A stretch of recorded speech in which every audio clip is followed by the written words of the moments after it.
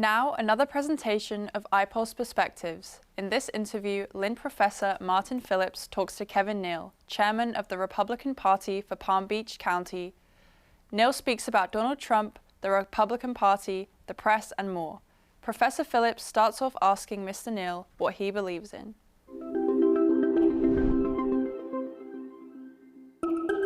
They say about you that you're a populist, nationalist, American First Republican. Tell me what that means. That's like Donald Trump. Populist, nationalist, America First means not anti-globalism, putting America first and securing our borders, looking out for our economy and the interests of our citizens first and foremost. What does Trump stand for in the Republican Party, policy-wise? Policy, I think that people love President Trump because he looks out for Americans. A big key to his victory in 2016 were votes from working class Americans in the Midwest area, and promised that he wasn't going to send their jobs overseas to Mexico, that sort of thing, drive up employment here, increase the economy here, secure our borders here. We did the trade deals with China. Just policies that are geared towards keeping America first, not sending money to Ukraine, not sending money overseas, not outsourcing jobs. Just America first. It seems like a basic principle. This is the United States, where our government and our president, their job is to look out for Americans. And what is the business at home that we have to take care of? Well, get our inflation under control. Get our economy back on track. The invasion at the southern border is a disaster. But Mr. Neal, on the question of the border, Republicans in Congress didn't want to go there in terms of the legality of passing that legislation, right? They haven't done anything about it. The local states have tried to step in there, and then the government will come in and stop them. I'm surprised. What I'm asking is, in the Congress, there was a law that was being passed that gave Republicans a lot of what they wanted in terms of the border, but Republicans turned against the bill that was being pushed. Doesn't seem to make sense. Well, it doesn't make sense to me that this issue has gone on as long as it has. But Democrats want the border open. And Republicans? They, in general, want it closed. But wasn't that what the legislation would have done? I'm not sure exactly. What would you like to see happen when Trump becomes president? Well, I think I'd start locally here. The policies that Republicans have had in place here have been great for Florida. With Governor DeSantis and our Republican leadership in Tallahassee, our economy here is booming. Florida is one of the top 10 tourist destinations in the world. And even this year, the first quarter, we set records, new tourism records. Folks keep coming here. I said it's the #1 state for net migration. 1,200 people a day move to Florida. We have a state budget surplus. I'm originally from Illinois. Illinois is broke. The state of Illinois is broke. It's been broke for years. They have unfunded pension problems. Other states have all kinds of financial problems. In Florida, we don't have that. And we've had a Republican governor in Florida for the last 25 years, Republican leadership, which has created a sound economic environment in our state. We have law and order here. It's very safe in general. If you go to a lot of these northern cities right now, crime is a big concern, is a big reason why folks are leaving and coming to the free state of Florida. So a lot of these are just basic issues, And what would you say Governor DeSantis has done on those issues? He didn't allow, back in 2020, he put his foot down, didn't allow, the riots and all that sort of thing that was going on up north. He was very firm about that, and we didn't have those issues here in Florida, which is important for public safety, and it's important for creating an environment in a state where people, as I said, this is the #1 state that people want to visit and move to. That tells you a lot, and people, there's net migration here that's positive. People aren't leaving. So this is a place where people want to be. People, traveling here domestically and abroad, and people moving here from other states and from other countries. If those aren't signs that you're on the right track, then I don't know what is. These blue states up north, they're losing people. New York, Illinois, California, they're losing people every year. But I'm not sure you're answering my question. What did DeSantis actually do? Well, he, as I said, back in 2020, he communicated that we're not going to tolerate these riots and violent demonstrations and that sort of thing. He also has created, a pro-business environment that has maybe not quite as pro-business as Texas, which is very pro-business, but pro-business where now a lot of businesses are moving here. A lot of businesses are moving from New York to West Palm Beach. You're talking about West Palm Beach as a new financial center here in Palm Beach County. We've got the Bright Line here now, the train. There's just a lot of economic drivers here, and he's just supported economic growth in the state and let people come here. Like I said, there's no state income tax, which is a huge incentive for folks to move here, and obviously the weather.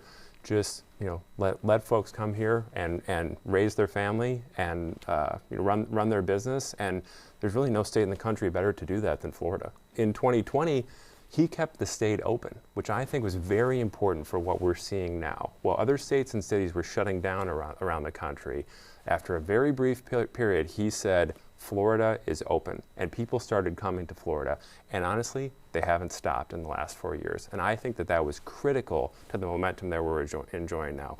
And since he's been in office, the budget surplus in Tallahassee has only increased. The policy decisions that they've made have been very positive for the financial wealth of the state. Tell me about how you react to all of these criminal cases that are against Trump and all of these convictions for civil cases and the money that he owes and the charge of sexual assault that he lost. How do you integrate that with your feeling about the man? I think it's all just noise. It's noise that is designed to derail his campaign, which honestly is going very well. His numbers are very strong, and I know that in our local party, everyone supports President Trump. I mean, he's right here in our backyard, Palm Beach County, in Palm Beach. We support him 100%, and we are going to work as hard as we can to make sure that he wins the state of Florida in the election in November. That's our job. Make sure he wins Palm Beach County and wins the state of Florida, and that's what we can do. He believes that the last election was stolen. Do you? There were a lot of irregularities that don't add up. So I would agree with him. You think the election was stolen? Something happened in the swing states, for sure. So the answer is yes, you believe it was stolen. I agree with President Trump that it feels like it was. What about all the court cases? What about the investigations? Have you lost faith in the whole system of, this is a big issue. Yeah, it is a big issue. And you seem to be saying, I'm with him. If you look at the data, just objectively, there's a lot that doesn't add up. Again, I'm not trying to push you. I need to understand this. What data?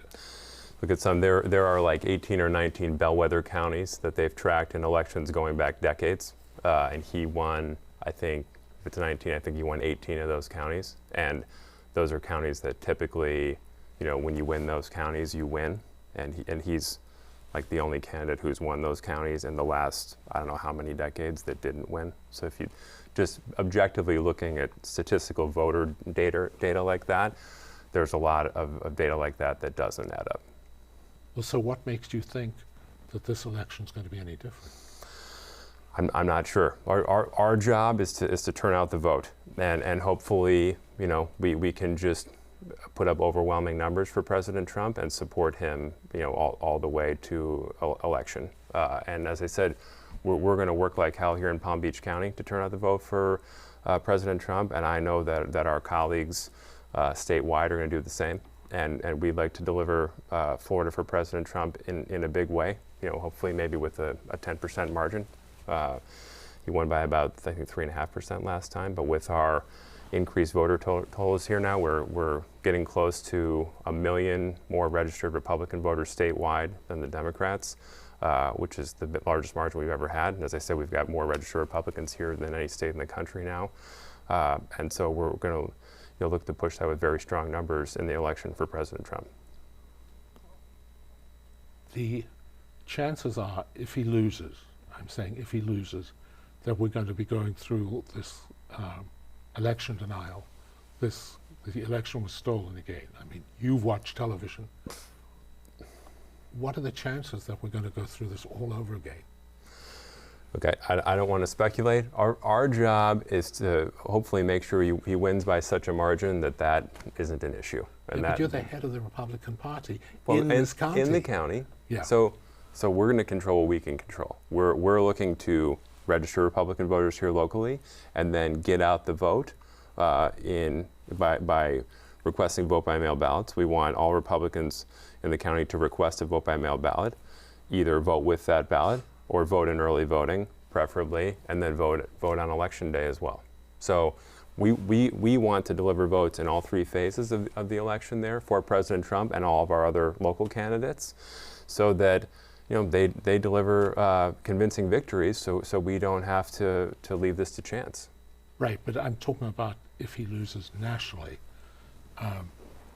You're the head of a party in this county, and you don't want to say that if in fact Joe Biden or somebody else wins, that there wasn't election fraud. Look, we can't control what goes on in other states. So we can just control what's going on here in the county, and we're going to focus on that. And we are confident that President Trump will win the state of Florida, and we're going to make sure that he does. Well, he did last time. He did last time, and we expect that he will this time by an even greater margin. And that's, look, especially these days, you can only control what you can control. We can't control what goes on elsewhere. What about Congress? As a Republican, even if you put aside your responsibilities as the county, does it upset you at all that we are at this kind of total stalemate? So I agree we need to continue to make progress there in Congress, and all we can do here locally is to push to elect representatives that reflect our values. And while we've got great leadership representing us, or Rick Scott, Marco Rubio as well, we have great representatives in Washington from the state of Florida, and we need to help them and elect more. What's interesting to me about what you're saying is you look at the statistics and you say, people are coming here, so we must be doing something right. People might be coming because the taxes are lower, there are no state taxes. That doesn't mean government is doing necessarily a great job. They're not doing stuff. Are they? I think they are. There are a lot of states that have no income tax. Florida isn't the only one. But you have the sun. Obviously, the weather is a factor. I said, but Florida, it's in general, it's safe here. There are a lot of reasons why folks want to come here. And as I said, the tourists are coming here in droves. If a place isn't safe, why are people going to go on vacation with their family and take their family there? So it is very important. Obviously, the weather is important and the no state income tax, but as I said, there are other states where you wouldn't have to pay taxes, and where the weather's good also. There's a lot of reasons to come here, but we just keep creating more and more reasons for people to either visit Florida or move to Florida. I asked you about all of these charges against Trump. And you said, I see it as noise. But I can't imagine with your background that you don't say to yourself, wait a second, there's a lot going on here. There is a lot going on here. I mean, he's getting hit by fines here, fines there. Does that not cross your brain and you say to yourself, I mean, I'm happy to accept that you say it's just noise, but at what point do you say, wait a second, something is going on here? It doesn't bother me. I think that it's just the nature of the media these days that they want to create a frenzy out of these issues. As I said, he was at our event a couple weeks ago. I presented our county's Lifetime Achievement Award to him, and then he spoke to our group, and he seemed very focused. He's focused on the task at hand, on winning this election and continuing to fight for the American people. And we know that that's what he's going to do. And I think the rest of this is, unfortunately, it's a distraction and it takes away from that. But I think he's got his eye, on the target, and he's going to keep moving forward. Is there anything you'd like to tell my students who don't know what to believe at this point about the press?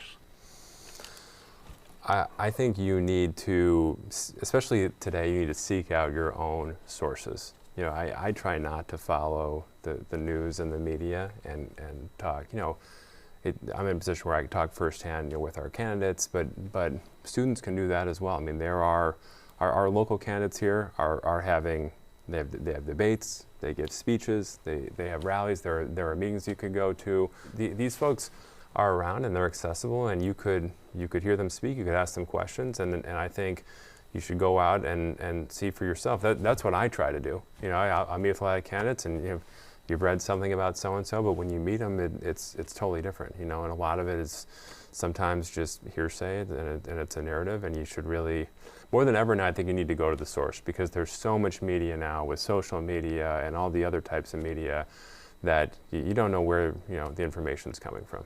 Do you trust the media? No, I don't trust the media. Why? I mean, like you said, just look at, based on what I just said, what I read and what I see when I meet a lot of these people, it's very different. I don't watch the news, and Really? I don't read the news. See, I always encourage my journalism students to watch the news because they can't always get out to meetings. You're right, that's the best, to go to the source. Right. But a lot of people can't. And Look, you basically are saying, don't trust the media. Look, you can read. I think you should take it with a grain of salt. But anything, anything that's not from the source, you should take with a grain of salt. And you should seek out your own sources, and preferably first-hand accounts from the source. But even he admits he can't verify all the news reports that are out there. You're a citizen. You're a Republican. I am. I also, I run a local party. I run my own business, and I have 2 sets of twins under 2 years old. So there's a lot going on. Congratulations. Thank you.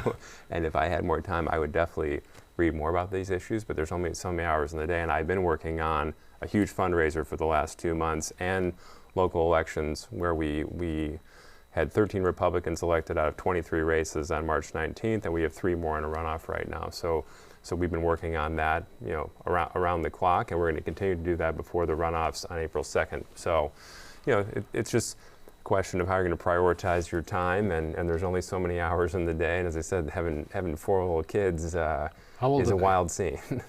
We have 1 set of twins that are almost 2 years old, and another set that are 4 months old.